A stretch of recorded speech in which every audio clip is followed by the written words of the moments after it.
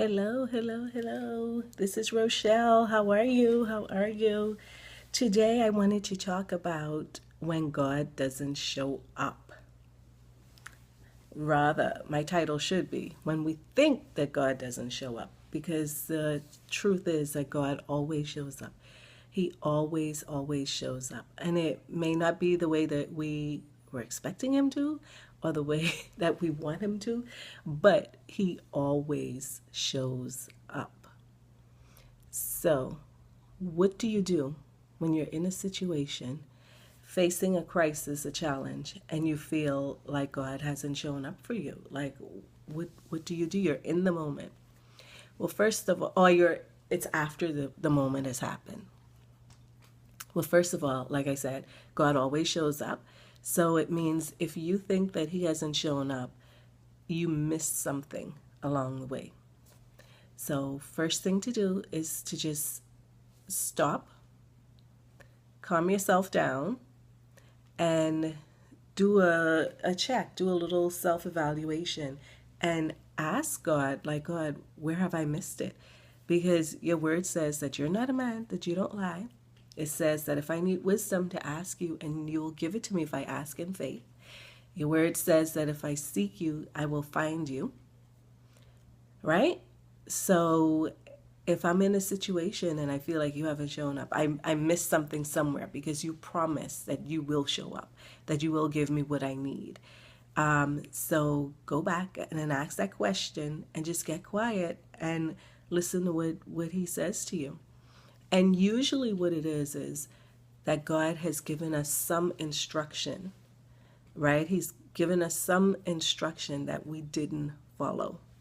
Sometimes it's that you weren't even supposed to be in that situation that you're in, but you went into it anyway. Sometimes you're in a situation and he's given you the answer to get out of the situation, but maybe it requires a leap of faith and you're afraid, you don't want to do it. Or he told you to do something that sounds so ridiculous and it makes no sense to you. And so you didn't do it.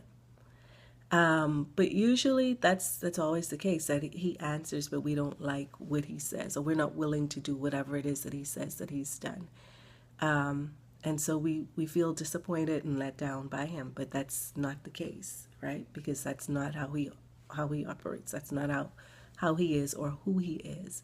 So if you're in the midst of a situation right now, so I want to just challenge you to get alone, get quiet, really hear the heart of God, and move on what it is that he's saying. Move on it, even if you're afraid, even if it doesn't make sense to you, even if you don't want to do it, just do it, because God, he's omniscient. He knows best.